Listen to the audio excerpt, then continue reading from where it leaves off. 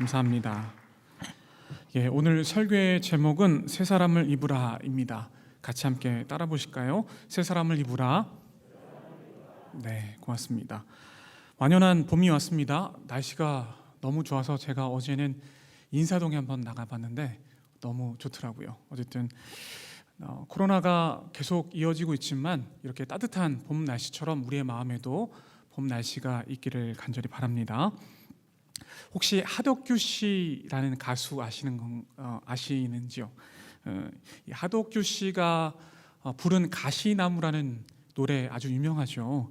일반 가요이긴 하지만은 이 가사의 내용을 잘 들여다보면은 복음에 대한 내용이 있어서 제가 잠깐 소개를 해드릴까 합니다. 잠깐 자막을 띄워주시겠습니까? 노래를 부르고 싶지만은 그냥 가사만 읊어드리겠습니다.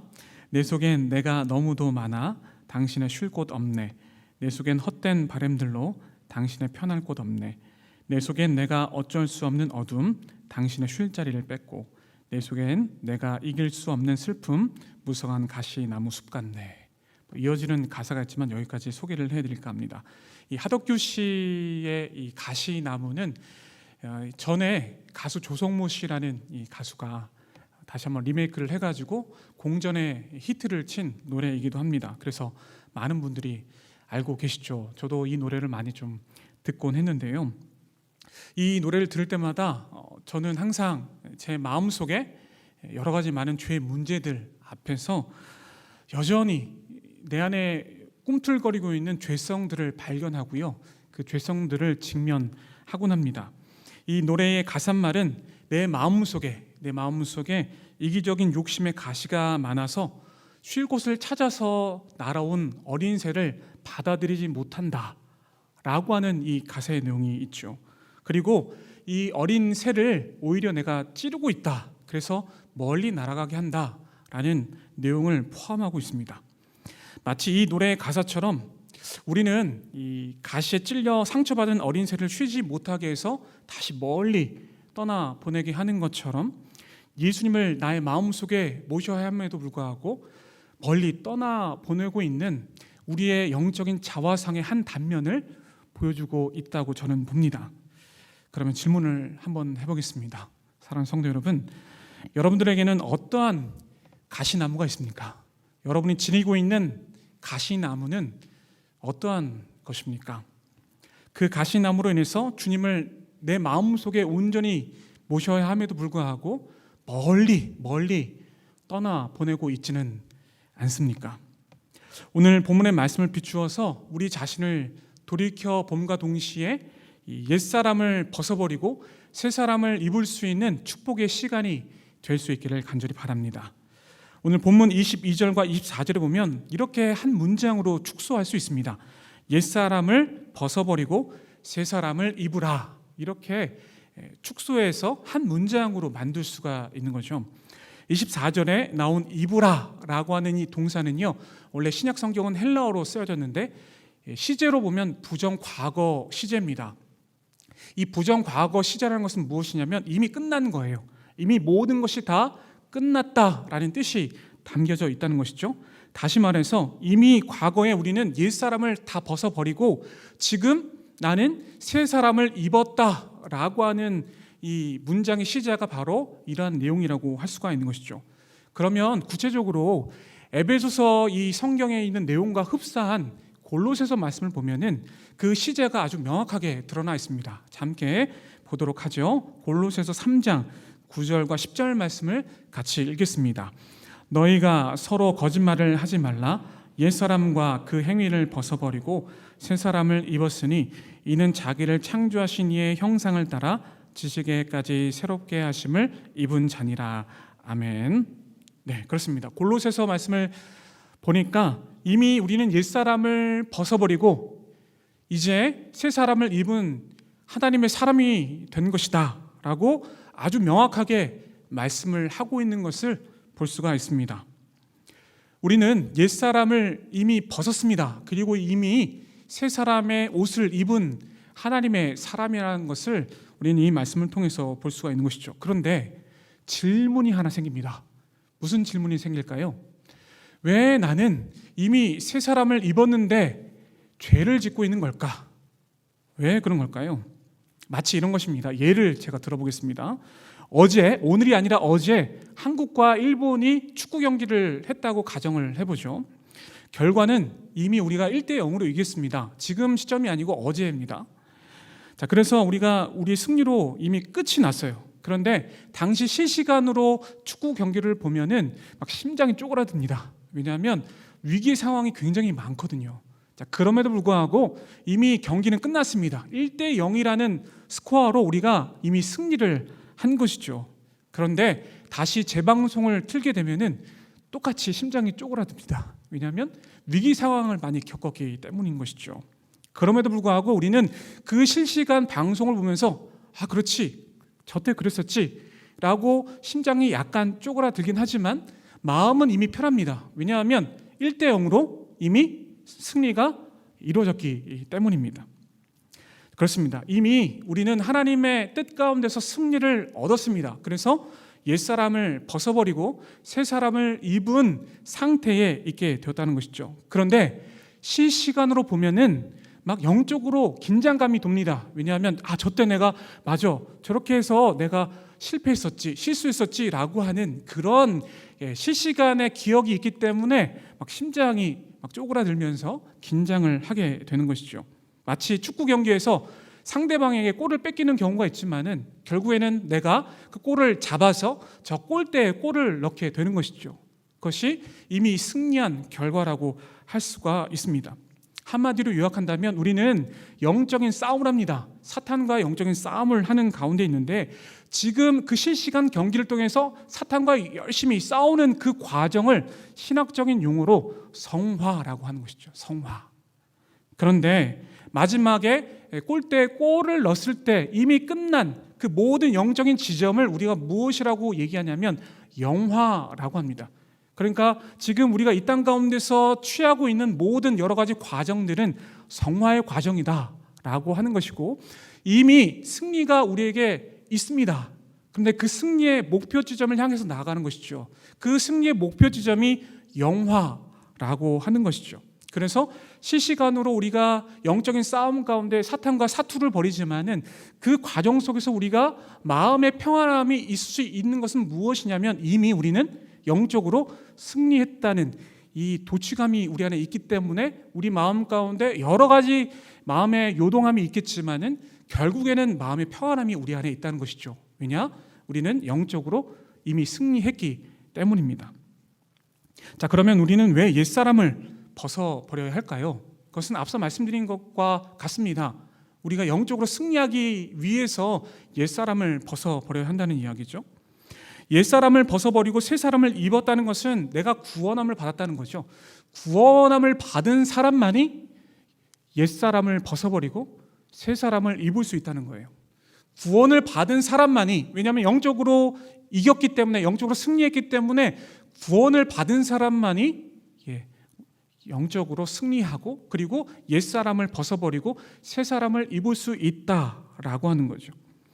하나님께서는 예수 그리스도의 그 십자가의 보혈로 말미암아 우리를 그 영적인 승리 가운데 이끌어 주셨고 옛사람을 벗어버리고 새 사람을 입는 그 과정 가운데 우리를 이끌고 가신다는 이야기입니다. 완전한 믿음, 우리의 믿음은 부족하지만 하나님께서 우리에게 완전한 믿음을 주셨기 때문에 우리가 이 영적인 믿음, 완전한 믿음을 가지고 이 성화의 과정 가운데 나아가고 있다는 이야기죠. 그리고 새 사람을 입어서 완전한 부활의 몸을 가지고 영적인 그 결승의 지점, 영적인 완성의 지점, 영화의 과정으로 들어가게 된다는 이야기입니다. 그런데 중요한 것은 이것이 끝이 아니라는 거예요. 시작이라는 거예요. 이미 영적으로 우리가 도달하지 않았기 때문에 우리가 성화의 과정을 통해서 우리 안에 우리의 죄의 흔적들이 계속 있다는 이야기입니다. 그래서 이 성화의 과정, 이 땅 가운데서 우리는 그래서 이제 옛사람을 버리고 새 사람을 입는 과정 가운데 있다는 이야기죠. 그래서 우리는 죄를 지을 수밖에 없다는 거예요. 만약에 이런 생각이 들 수도 있습니다. 하나님이 완성의 지점으로 나를 이끌고 가신다고 하니까 굳이 내가 뭐 이렇게 열심히 할 게 뭐야? 라고 할 수가 있습니다. 하나님께 다 맡기고 그냥 나는 그냥 아무렇게나 살아도 돼라고 이야기를 한다면 지금 이 말씀은 별 의미가 없습니다. 아무 소용이 없다는 거죠. 흔히 말하면 이렇게 생각을 한다면 우리가 흔히 말하는 이단, 구원파와는 크게 상관이 있을 거라고 봅니다. 왜냐하면 하나님이 하시니까 나는 그냥 아무렇게 살아도 되기 때문에 그냥 구원파와 똑같은 거죠. 구원파는 그런 논리를 가지고 나아가는 이단이거든요.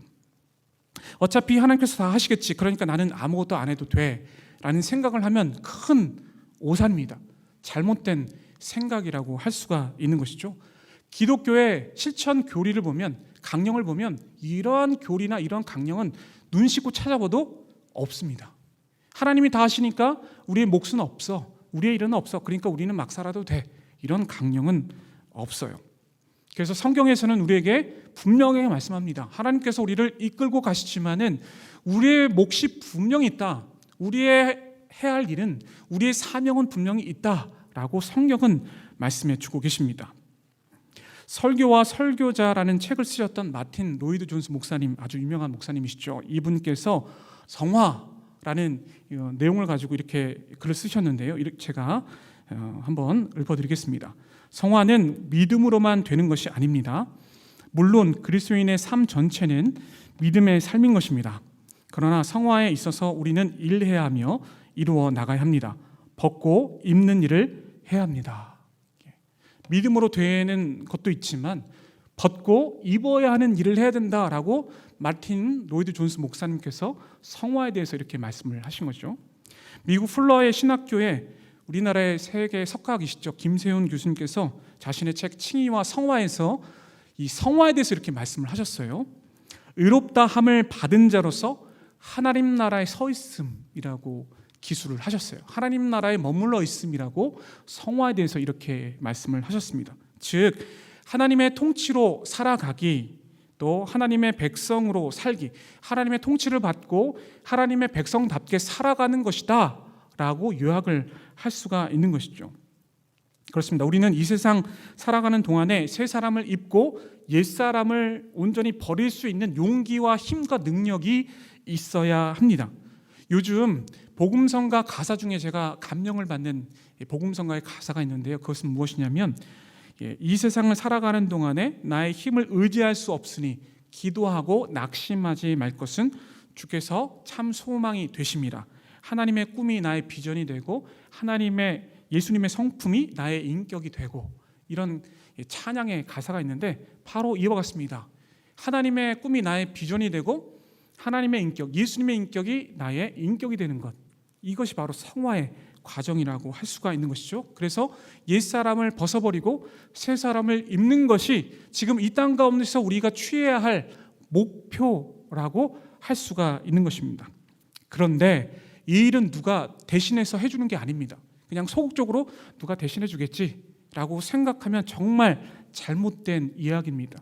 하나님께서는 그렇게 생각하는 사람에게나 우리 모두에게 하나님의 능력을 더입혀 주셔서 그 능력으로 말미암아 옛사람을 벗어버리게 하시고 새 사람을 입게 하신다는 거죠. 마치 저희 아이가 막 더러워진 옷을 막 안 벗으려고 할 때 제가 억지로 막 벗게 하는 것처럼, 그리고 새 옷을 입게 하는 것처럼 하나님께서는 강권적인 능력으로 말미암아 우리를 새 사람의 옷을 입혀 주신다라고 하는 것을 꼭 알아야 한다는 이야기죠. 그래서 나태하거나 기만해서는 안 되는 겁니다. 왜냐? 하나님이 기뻐하시지 않기 때문이죠. 세상의 권세 잡은 자인 사탄은 우리를 죄의 구렁텅이로 몰아가게 합니다.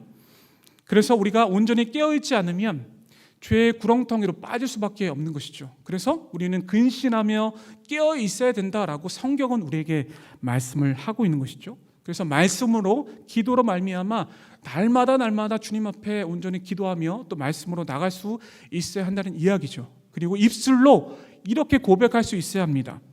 주님, 저는 이제 새 사람입니다. 저는 더 이상 옛사람이 아닙니다. 저의 옛사람은 그리스도의 십자가에 못 박혀 죽었습니다. 그래서 저는 옛사람과 상관이 없습니다. 저는 새 사람을 입었습니다. 그리고 그리스도 안에 있으면 새로운 피조물이 된다고 말씀하셨기에 저는 이제 새 사람을 입을 것입니다 라고 날마다 입술로 고백할 수 있어야 한다는 이야기죠. 이렇게 고백할 수 있는 근거가 무엇입니까? 하나님의 말씀에 있다는 거죠. 하나님의 말씀, 그 말씀이 무엇입니까? 고린도후서 5장 17절 말씀을 같이 읽어보실까요? 그런즉 누구든지 그리스도 안에 있으면 새로운 피조물이라, 이전 것은 지나갔으니 보라 새 것이 되었도다. 아멘. 주님께서는 우리가 이렇게 고백함으로써 새 사람을 입을 것을 간절히 원하고 계시는 거죠. 때로는 묵상의 일기로, 묵상의 노트를 통해서 우리가 그러한 흔적을 남길 수 있어야 합니다.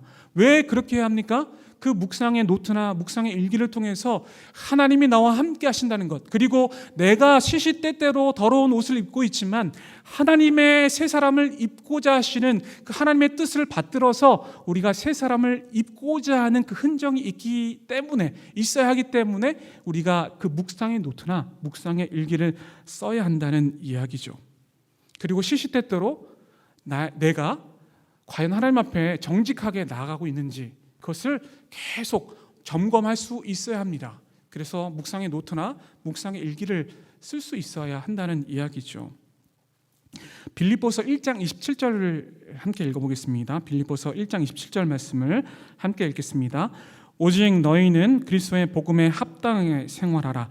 이는 내가 너희에게 가보나 떠나 있으나 너희가 한 마음으로 서서 한 뜻으로 복음의 신앙을 위하여 협력하는 것과. 아멘. 빌립보서 1장 27절에 보면 제가 이렇게 밑줄을 그었는데요, 가장 중요하게 봐야 될 대목이 무엇이냐면 복음에 합당하게 생활하라 라는 말씀이라고 할 수가 있는 것이죠. 복음에 합당하게 생활하라 라는 뜻이 무엇일까요? 그것은 구원을 받은 하나님의 시민으로서 우리가 구원을 받았기에 거룩함의 생활을 해야 된다라고 하는 말씀이라고 볼 수가 있습니다. 여기서 하나님 나라의 시민이라는 것에 주목할 수 있어야 합니다. 우리는 하나님 나라의 시민입니다. 하나님 나라의 시민이라는 것은 자신으로부터 시작되지만 공동체까지 더 확장되어서 공동체의 이익을 위해서 살아가야 하는 것이 하나님 나라의 시민이라고 할 수가 있는 것이죠. 더 나아가 하나님 나라의 시민으로 살기 위해서는 그 신분에 걸맞게 살아가야 한다는 것이죠.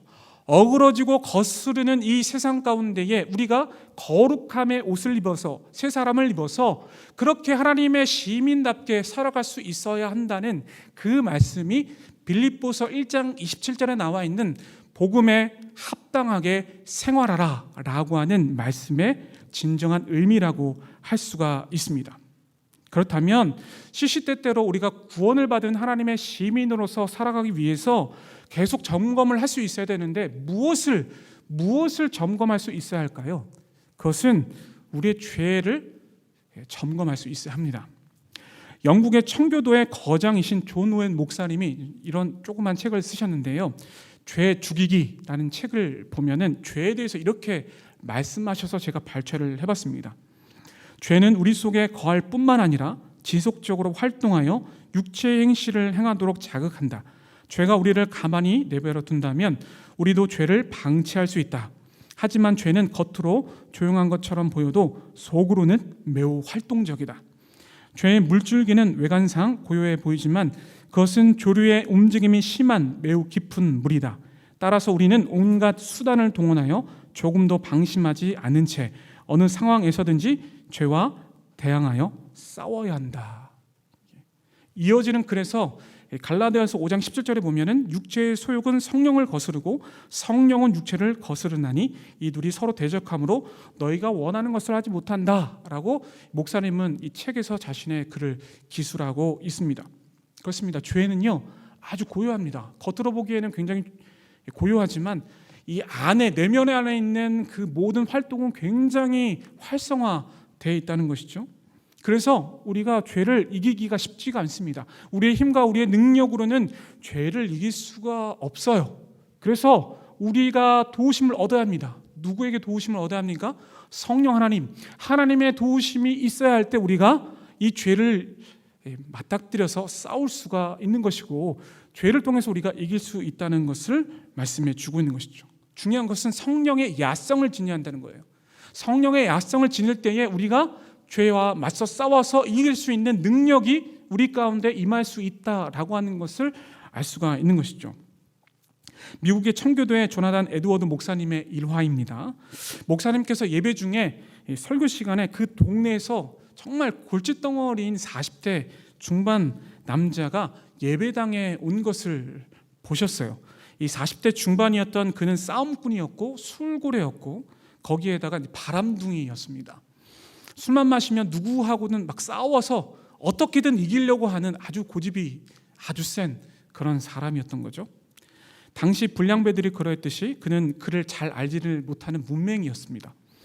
그리고 당시 불량배의 상징이었던 콧수염을 기르면서 아주 떵떵거리면서 사람들에게 아주 이렇게 자랑을 하면서 다녔던 사람이었던 것이죠. 그런데 이 콧수염 때문에 싸움의 발단이 일어났어요. 왜냐하면 불량배들이 찾아와 가지고 너보다 내가 콧수염이 더 길다 이렇게 해가지고 막 싸움을 걸어왔을 때 이 40대 중반의 남자가 내 콧수염이 더 길어 하면서 싸움을 걸었기 때문에 항상 그 사람이 가는 곳곳마다 싸움이 막 일어났던 것을 볼 수가 있습니다. 자, 그런데 놀라운 사건이 일어났어요. 이 사람이 교회에 나오기 시작했고요. 그리고 복음을 들었고 복음을 듣는 가운데 믿음을 얻게 된 것입니다. 그리고 이제 이 사람이 콧수염을 자르게 됐어요. 자른 상태에서 예배당에 오게 된 것을 이 목사님이 보시게 된 것이죠. 그리고 이 조나단 목사님께서 이 남자에게 물었어요. 어떻게 물으셨냐면, 형제님, 교인들 중에서 누가 형제님 보고 콧수염을 자르라고 하던가요? 이렇게 물었을 때에 이 사람이 이렇게 얘기했습니다. 아주 놀라운 얘기인데요. 지난주에 목사님께서 예수를 믿는 사람은 옛사람을 벗어버리고 새 사람을 입어야 한다고 말씀하셨잖아요. 그래서 저는 싸움의 동기가 되는 이 콧수염을 잘랐습니다. 이렇게 얘기를 한 거예요. 그리고 실제 이 남자는 옛사람을 벗어버리고 새 사람을 입은 변화된 하나님의 놀라운 성령의 역사를 경험하고 그 성령의 역사를 온전히 펼쳐나가는 사람이 되었다는 이야기죠. 목사님은 이 성도님들에게 이후에 이렇게 말씀을 하셨습니다. 강단에서 여러분이 그를 잘 모르고 무지해도 좋습니다. 가난하고 초라해도 좋습니다. 그러나 반드시 여러분들은 옛사람을 벗어버려야 합니다. 이 중년의 남자처럼 새 사람의 옷을 입고 결단하면서 주님 앞에 나아갈 수 있길 바랍니다. 이런 사람이 우리 교회에 가득 차길 바랍니다. 저 또한 마찬가지입니다. 라고 이야기를 하셨습니다. 여러분, 경찰은요, 경찰복을 입을 때 경찰이라고 얘기하지 않습니다. 경찰복을 입고 경찰답게 행동할 때 저 사람은 진짜 경찰이다 라고 이야기를 합니다. 의사는 어떻습니까? 의사 가운을 입는다고 해서 저 사람은 의사입니까? 아니죠. 의사의 가운을 입고 정말 환자들을 잘 돌보고 환자들을 잘 치료해 주는 사람이 진짜 의사라고 우리는 부릅니다. 판사도 마찬가지입니다. 판사의 가운을 입었다고 해서 저 사람 판사야 라고 이야기하지 않습니다. 진짜 공정한 판결, 정말 공정한 정의를 실현하는 사람, 그 사람을 우리가 판사라고 하는 것이죠. 그렇습니다. 각자가 하는 일에 따라서 그 사람이 진정한 옷을 입고 있느냐, 그리고 그 옷에 걸맞은 행동을 하고 있느냐에 따라서 그 사람의 정체성이 반드시 드러난다는 이야기죠. 주님께서는 우리의 더러워지고 얼룩진 죄의 옷을 벗기셨습니다. 앞서 말씀드린 것처럼 본문에 나와 있는 이 말씀의 시제는 이미 다 지나갔다입니다. 우리는 이제 새 사람의 옷을 입었고 이제 새 사람을 입은 상태로 하나님의 백성에 걸맞는 사람이 되었다라고 말씀하셨기 때문에 우리는 그렇게 살아가야 한다는 것이죠. 그러면 우리는 어떠한 옷을 입었습니까? 새 사람, 의의 흰 옷을 입었습니다. 예수님의 그 보혈로 말미암아 그 빨간 피로 물들어진 의의 흰 옷을 입은 거죠. 모순이죠. 붉은 피로 식인바 되었는데 하얗게 변화된 의의 흰 옷을 입었다라고 성경은 우리에게 말씀을 합니다. 자, 요한계시록 7장 13절과 14절 말씀을 같이 함께 읽어보실까요? 장로 중 하나가 응답하여 나에게 이르되 이 흰 옷 입은 자들이 누구며 또 어디서 왔느냐? 내가 말하기를 내 주여 당신이 아시나이다 하니 그가 나에게 이르되 이는 큰 환난에서 나오는 자들인데 어린 양의 피에 그 옷을 씻어 희게 하였느니라. 아멘. 큰 환난에서 나오는 자들인데 어린 양의 피로 말미암아 씻긴 바 된 의의 흰옷을 입었다, 순결한 모습을 지녔다라고 말씀해 주고 있는 것입니다. 의의 흰옷을 입을 때에 진정한 하나님의 시민, 하나님의 백성이 될 수 있음을 성경은 우리에게 말씀을 하고 있는 것이죠. 그러면 앞으로 어떻게 살아가야 하겠습니까? 성경은 우리에게 이렇게 가르쳐 줍니다. 에베소서 5장 8절부터 11절 말씀을 읽어보실까요? 에베소서 5장 8절부터 11절 말씀을 함께 읽겠습니다. 너희가 전에 어둠이더니 이제는 주 안에서 빛이라. 빛의 자녀들처럼 행하라. 빛의 열매는 모든 착함과 의로움과 진실함에 있느니라. 주를 기쁘시게 할 것이 무엇인가 시험하여 보라. 너희는 열매 없는 어둠의 일에 참여하지 말고 도리어 책망하라. 아멘. 계속 띄워주시겠습니까? 이 말씀을 보면 우리의 신분이 명확하게 드러나 있습니다. 전에는 어둠이었습니다. 우리는 캄캄한 어둠 가운데 있었다고 성경을 말씀하고 있습니다. 그런데 이제는 주 안에서 빛이라. 우리가 빛이 되었다는 거예요. 과거에는 어둠이었지만은 이제 빛이 되었다. 그래서 빛의 자녀들처럼 행동하라, 행하라, 이렇게 말씀을 하고 있는 것을 볼 수가 있습니다. 그리고 빛의 열매를 맺을 수 있는데, 빛의 자녀처럼 행동을 하면 빛의 열매를 맺을 수 있는데, 그 모든 것은 착함과 의로움과 진실함에 있다라고 하는 거죠. 그 행동이 드러날 수 있는 가장 중요한 열매는 무엇이냐면 착함, 의로움, 진실함이 묻어 있을 때에 그것이 빛의 열매라고 말씀을 하고 있는 거예요. 그 다음에 이어지는 말씀에 보면요, 주를 기쁘시게 할 것이 무엇인가 시험하여 보라. 시험한다는 것은 계속 점검해봐라 라고 하는 뜻이죠. 하나님이 진짜 원하신 것이 무엇인지를 너희들이 계속적으로 헤아릴 수 있어야지만 하나님의 진정한 시민다운 그런 하나님의 백성이 될 수 있다라고 하는 것을 말씀해 주고 있는 거예요. 이를테면 이렇습니다. 사랑이란 것은 하나님이 사랑하시는 것을 사랑하는 것이 사랑입니다. 하나님께서 소망하는 것이 진정한 소망이라는 것이죠. 하나님이 원하시지 않는 것을 하는 것은 진정한 사랑이 아니고 소망이 아닙니다. 진정한 사랑은 하나님이 원하시는 것을 내가 원하고 그 원하시는 것을 헤아리고 그것을 행할 때에 그것이 진정한 사랑이라고 할 수가 있는 것이죠. 그리고 이어지는 11절 말씀에 보면 너희는 열매 없는 어둠의 일에 참여하지 말고 도리어 책망하라. 열매 없는 어둠의 일에 참여하지 말라고 말씀합니다. 그러니까 어둠과 친밀해져서는 안 된다라고 강력하게 권면하고 있는 것을 볼 수가 있죠. 예를 들어서 이기심, 분노, 거짓, 자기합리화, 비방, 시기, 질투, 미움, 증오, 이 모든 것들은 다 어둠이기 때문에 이 어둠에 절대로 참여해서는 안 된다. 그러니까 빛의 자녀처럼 행동하라 라고 우리에게 말씀해 주고 있는 거예요. 이런 사람만이 의의 흰옷을 입은, 예수 그리스도의 보혈로 씻긴 바 된 의의 흰옷을 입은 하나님의 나라의 시민이다 라고 하는 분명한 조건이 있다는 거예요. 제가 목회자가 되기 전에 한 3년 정도 직장 생활을 했었습니다.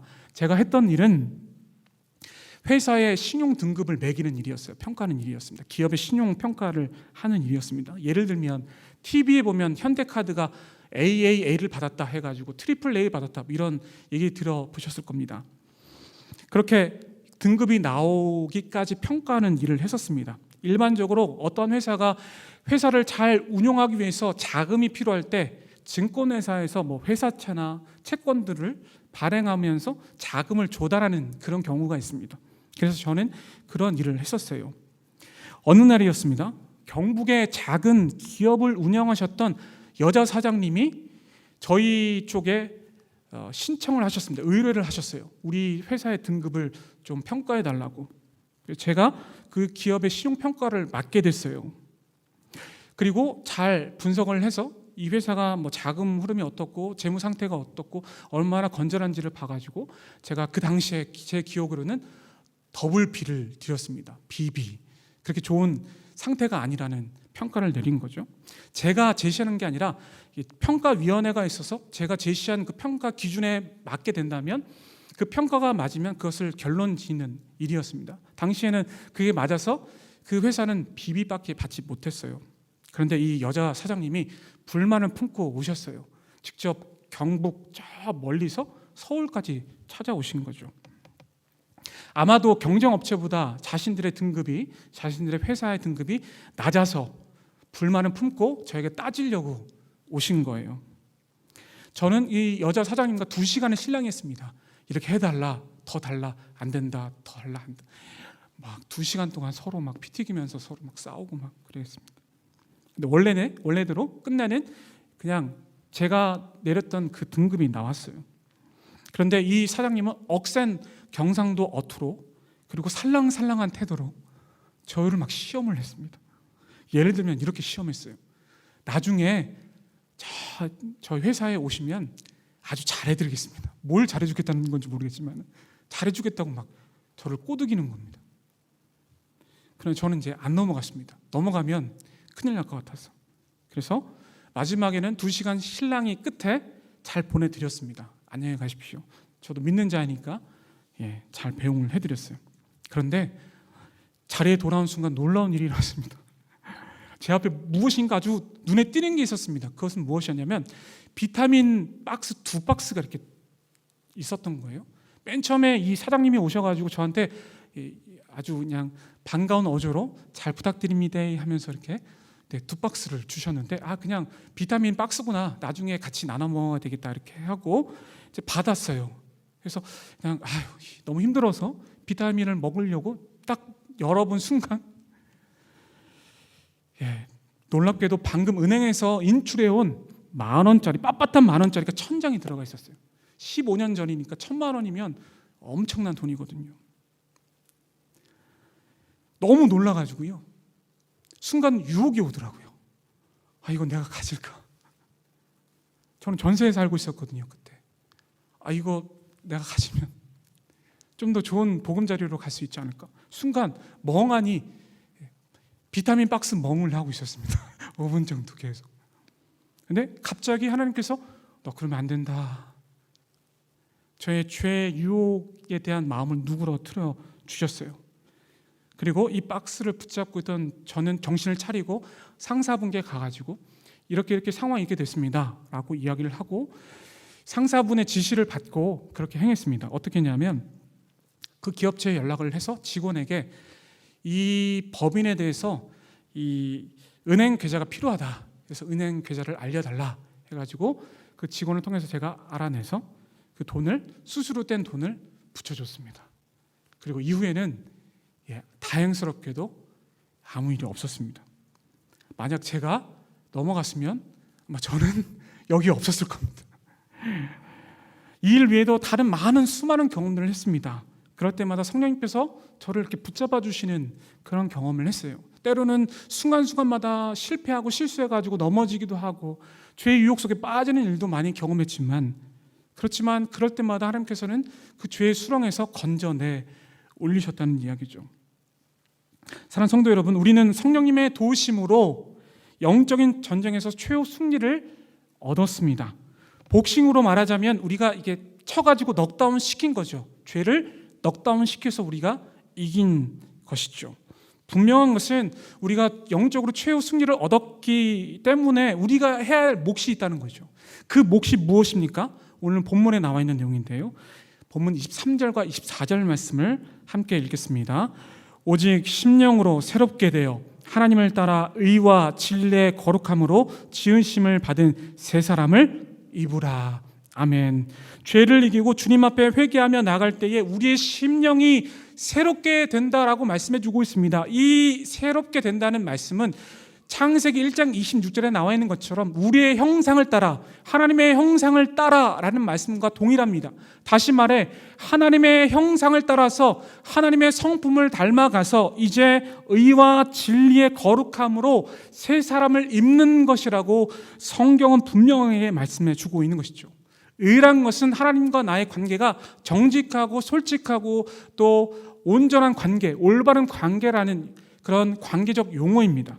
진리의 거룩함이란 것은 거짓이 아니라 복음 안에서 성결하고 정결한 그 양날개의 모든 속성들을 가지고 있는 것이 바로 진리의 거룩함이라고 할 수가 있는 것이죠. 요약해서 말씀을 드리면 우리는 하나님과 올바른 관계 안에서 성결하고 정결한 거룩의 상태로 날마다 하나님의 형상으로 회복할 수 있는 그런 상태로 나아갈 때에 우리는 심령이 새로워지고 성령님의 도우심을 받아 하나님의 나라의 시민으로 살 수 있는 능력이 우리 가운데 임할 수 있다는 이야기죠. 그래서 우리의 삶 가운데 날마다 새로운 창조가 막 일어나야 하는 것이죠. 저는 최정철 목사입니다. 고정된 목사, 최정철이라고 하는 이름이 있고 고정된 존재이긴 합니다. 그런데 하나님의 역사와 시간 가운데 있을 때에 저는 계속 변화됩니다. 고정되어 있지만 변화된 존재라는 것이죠. 여러분도 마찬가지입니다. 여러분들은 각자 이름이 있고 각자 고정된 이름을 가지고 있는 사람들이지만은 계속적으로 하나님의 은혜 가운데, 하나님의 시간 가운데, 하나님의 역사 가운데 계속적으로 변화되는 존재라는 것이죠. 그래서 이 말씀과 같이 하나님을 따라, 하나님의 형상을 따라, 하나님의 성품을 따라 의와 진리의 거룩함으로 날마다 새 사람을 입어야 한다는 이야기입니다. 이건 날마다 해야 한다는 이야기죠. 영화의 과정까지 들어가기 위해서 우리는 이 성화의 기간 동안 날마다 새 사람을 입어야 할 것입니다. 더 나아가서 이제 교회뿐만 아니라, 이 교회 내뿐만 아니라 세상에 나가서 빛과 소금의 역할을 감당할 수 있는 새 사람이 되어야 할 것입니다. 그럴 때 하나님은 우리에게 더 크신 은혜를 베풀어 주신다는 것이죠. 그 은혜를 날마다 마음속에 깊이 간직하며 주님 앞에 더 가까이 나아가는 저희 모두가 될 수 있기를 간절히 소원합니다.